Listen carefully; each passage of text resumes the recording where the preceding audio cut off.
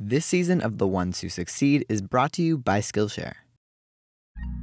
You know, because when somebody says no to your company, they're saying like, oh, I don't believe in your space. You can kind of rationalize it like, oh, they don't think instant messaging is gonna whatever. But when somebody says no to your venture fund, they're saying, I don't believe you're going to give me back more money than I'm giving you now. It's like, it's a little personal. I don't believe in you, Campbell. Like, That's literally what that's saying.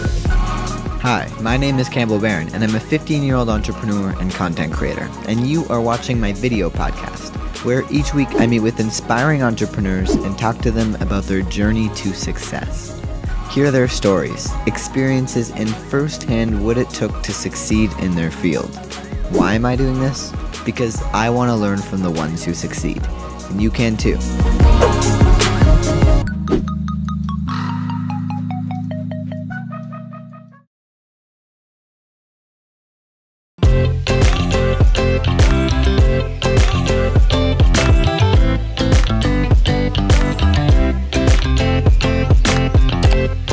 Last week, I owed a bunch of money, by the way. I'd been day trading before that, and I took on way too much risk, and I actually owed $2.125 million in my own name. So that's just a small detail. Welcome back to The Ones Who Succeed, and part 2 of my conversation with former venture capitalist Chris Sacca. If you haven't seen part 1, I recommend you do. The link is in the description. Okay, so Chris is working at Google and crashing meetings he's not supposed to be in. While he was not universally popular at the company, his goal was to be as helpful as possible. But while Chris was working in Silicon Valley, he began to familiarize himself with the venture capital community. That being said, investing for the purpose of investing was not how Chris got his start. Chris wanted to be helpful to startups, and that is the theme you'll see in this week's episode. Now that you're up to speed, I asked Chris about how he got into investing in startups. Here's what he said. The first investment I did, I was at Google. I didn't have the money. I wrote credit card checks to it, but was in this company called PhotoBucket. Yeah. PhotoBucket I got connected to because a guy who was an investor there named Jerry Murdoch, who knew me, said, hey, they have a problem that they need solved. And when I looked at the problem, I was like, oh, this is a problem that's familiar to me because of my Spadera experience and because of some of my Google experience. So I just went and met with Alex Welch and helped solve it. And I felt very useful. Like, that was fun. It's, I mean, one of the greatest human emotions is to feel helpful, right? And I was like, wow, these guys are really cool entrepreneurs, but I felt like I was able to solve that problem for them. That's where I met Peter Pham, too, who's become a good friend of mine over the years. So and so that's what I was drawn to, is like, look, if I can be helpful and hopefully make something more valuable on account of my help, then maybe I should put some money into it and own it. Twitter was the same exact thing. Like, I heard about Twitter. I was one of the first users. I think I was user 140 actually. A lot of those were test accounts, but 100, I was generally in that realm, right? But as a result, I had all this product feedback, and then I just started inviting myself to their office. And so I felt I could be helpful to them. And Evan Williams made me feel like I was helpful. I don't think Jack ever liked me. But Evan and guys like Jason Goldman, who joined later, made me feel like I did have some unique perspectives that were complementary to the stuff they were amazing at. In contrast, as Google got bigger, I was feeling less helpful. I would show up to those meetings to help solve a problem. Like, Eric would be like, hey, why don't you go check in on that? It looks like they're going sideways. So I would show up to a meeting and they're like, wait, why are you here? You're the wireless guy. And I could butt heads and be like, well, because I'm the guy who's gonna unscrew your situation. But after a while, a big company like that gets territorial, and it's not about a common solution anymore. It's about defining yourself by your own territory. Yet you get back to these startups, and it's just like, look, if you're closest to the door, you're the receptionist today. When I left, though, the New York Times wrote an article about it that essentially boiled down to, like, why would this guy leave the greatest job in the world? And I sat at my parents' kitchen table. I was back home for the holidays, and I was crying. I was like, what did I just do? Like, I just made the biggest mistake in my life.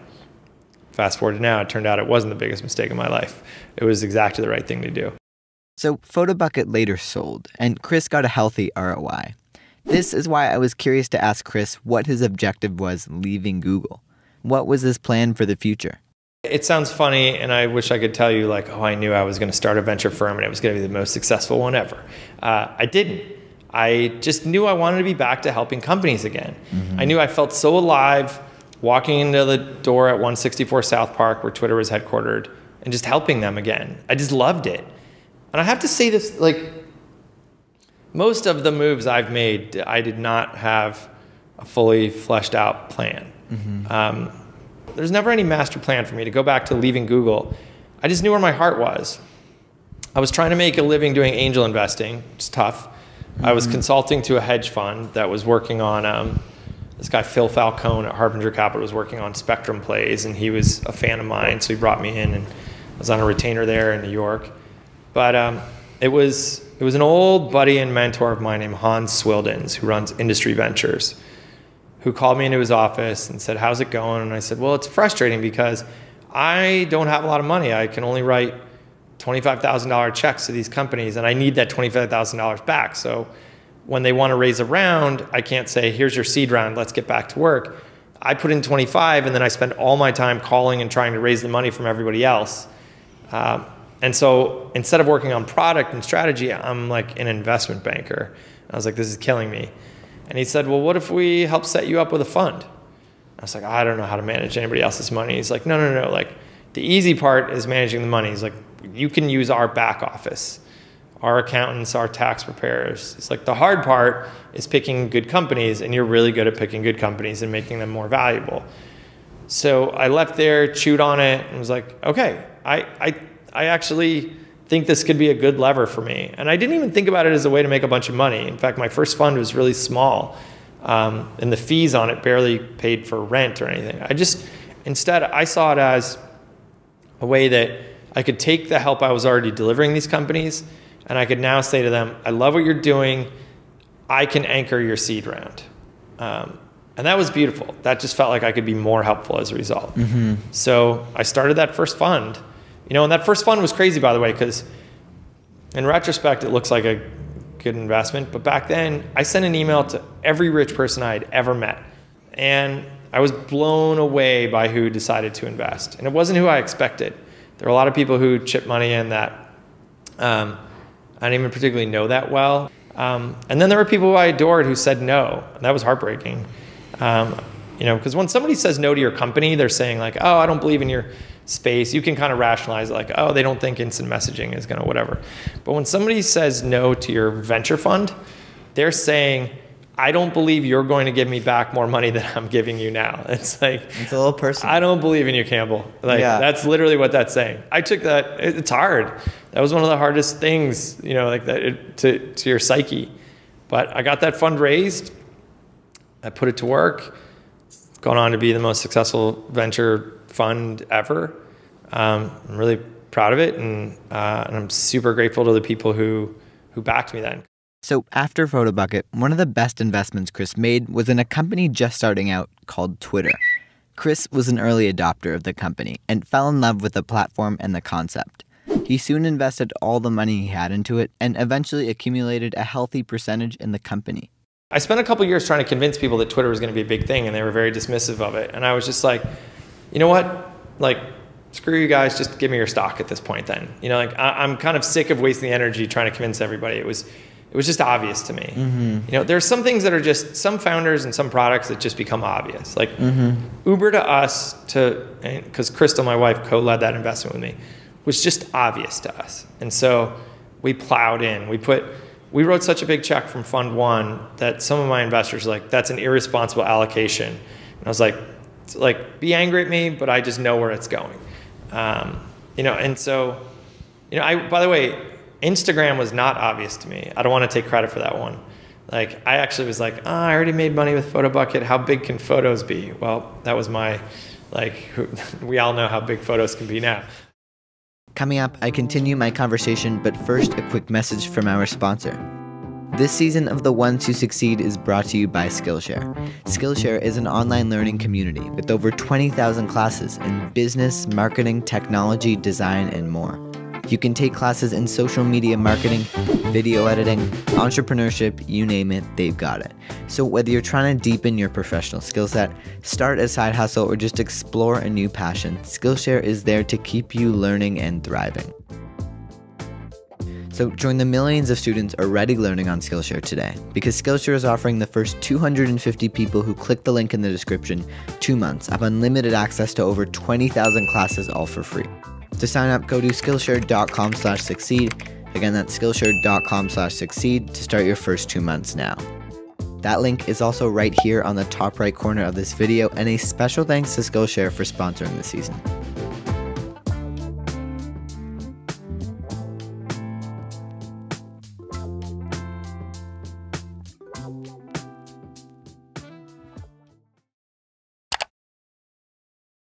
So, as you can tell by now, Chris has an eye for unicorns. And it almost seems like from infancy, Chris can spot winners. However, like anyone playing the VC game, he did miss some rocket ships. I told the Dropbox guys that Google Drive was going to crush them. It was called Platypus back then. I told the Airbnb guys, because they were renting out rooms in someone's house while the person was still there. I was like, somebody's going to get murdered and the blood is going to be on your hands.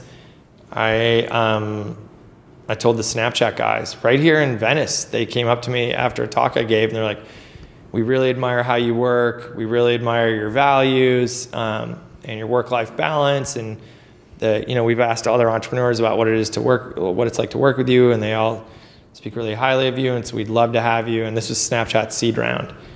And I was like, the pictures of your junk, like how, like that platform, like, nah, I can't do it, like.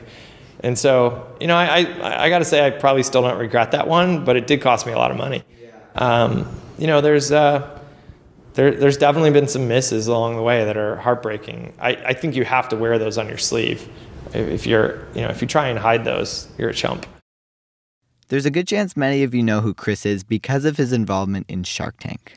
Chris was on and off the show for a few seasons as a panelist and actually didn't intend to be on the show in the first place. It sort of happened by accident. So I didn't really have a television at the time. I'd never really seen Shark Tank. I'd heard about it. But I was at an event watching. I was in my hotel room in between speeches, and I saw a rerun on CNBC. And it was for a product called the Car Sick Bib, which was basically a way that if your kid puked in the back seat, it would collect all their puke into a bag. It's hilarious, gross. The demo, it was like the opposite of what I do for a living. And so I made fun of Damon, John, and Mark Cuban on Twitter. They're both friends of mine before Shark Tank. Both really nice guys. And I just said, are we serious? Like, come back to the big boy game. And they retweeted that to their followers. And my Twitter mentions were just blew up. I didn't realize how many people watched Shark Tank or cared about it. Or what it actually signified. And so I called Cuban. I'm like, what just happened? Like, everyone's telling me, to go screw off and everything. And like, my mentions were blowing up. And he's like, you just messed with the American dream. And I was like, really? And he's like, this is like the embodiment of the American dream. This is the place where anybody, no matter who they are, can come up with a good idea, hustle, and make it onto the show and maybe be a big, successful entrepreneur.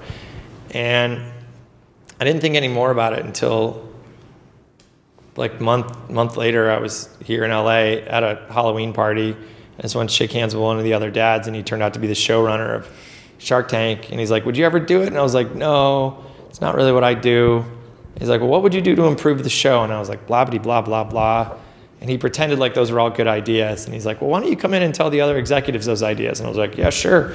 Come visit a studio, a movie set kind of thing. So I went to Sony, blah, blah, blah, blah, blah. They had me go to ABC. Same stuff. Mark Burnett called me out to his house. And before you know it, I was so emotionally invested in seeing these ideas. They never used any of them, by the way. I was emotionally invested, so I agreed to shoot a little bit. So I signed up for 2 episodes, and those went really well, and the ratings were really high, and it was really fun. So I ended up doing, I don't know, a bunch more. I forget. Okay, so it's April of 2017, and here's where Chris's story takes an interesting turn. On the 27th of the month, Chris wrote a blog post entitled it, quote-unquote, hanging up my spurs. In the post, he detailed that he was no longer going to invest in new startups, and he wanted to focus on things that were more important to him. However, when Chris did decide to retire from investing, it wasn't entirely planned out. I have to tell you, at that moment, there was not a master plan. Like, I wrote that blog post about here are the things that I think are meaningful to me, but there was not some thought out plan about what am I going to do.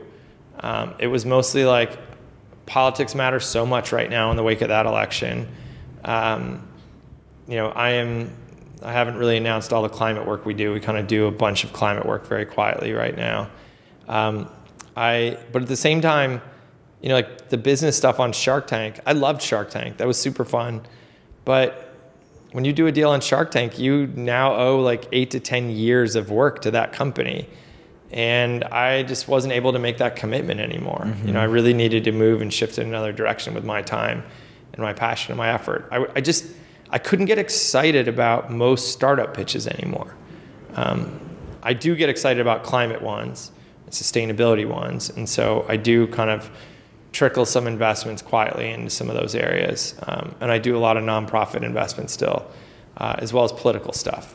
Just thinking back on your career, at a young age, you were very driven, very motivated. What was the point that you realized that you were successful?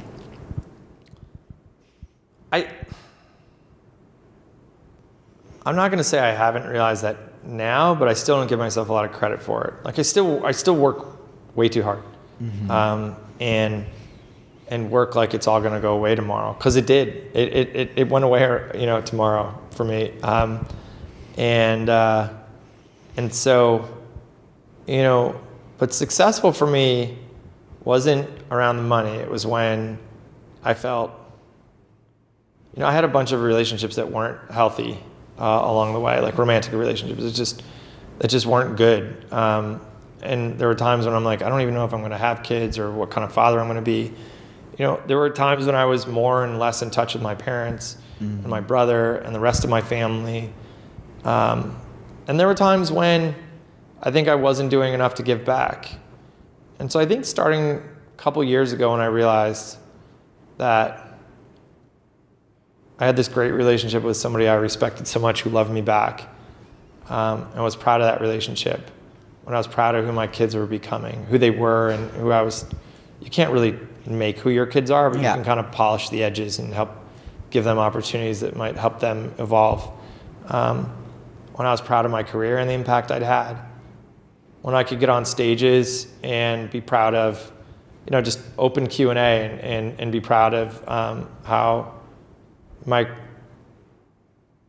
work had evolved to hopefully have some positive impact. And, you know, when I felt like we were making a difference in politics for people who needed it most, and in nonprofit work and criminal justice work and climate, like, I think that's where I felt successful finally. It wasn't Twitter going public. It was realizing that I was living up to the own ideals I'd set for myself. Like, so I don't think that has to happen when you're at 40 something. I think that could definitely kick in when you're in your teens or 20s, when you're like, I'm living my best, most authentic, truest life. And, you know, and I admire people who can get to that conclusion when they are in their teens or 20s. It took me a while. And I wasn't necessarily proud of a lot of moments along the way. And so I think those things combined don't make me feel successful, but give me a sense, like they take away some of the panic and some of the urgency and make me feel like, okay, like it's working. So keep it up.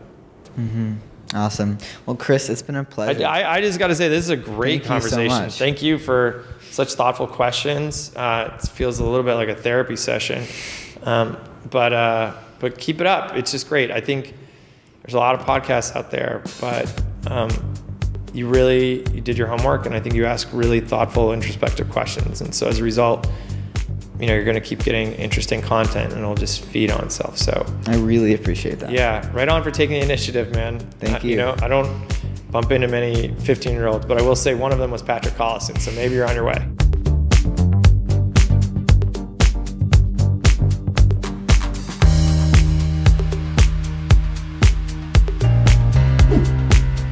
If I go on that show and start acting like I'm a banker, et cetera, like I'm dead. People can sniff that out, right? And I wouldn't be proud of it. So I was just like, no, I can't put on a suit. And they were like, you're gonna give up your chance to be on primetime television because you don't wanna wear a suit. I was like, I don't think you understand what it means to me to be who I am.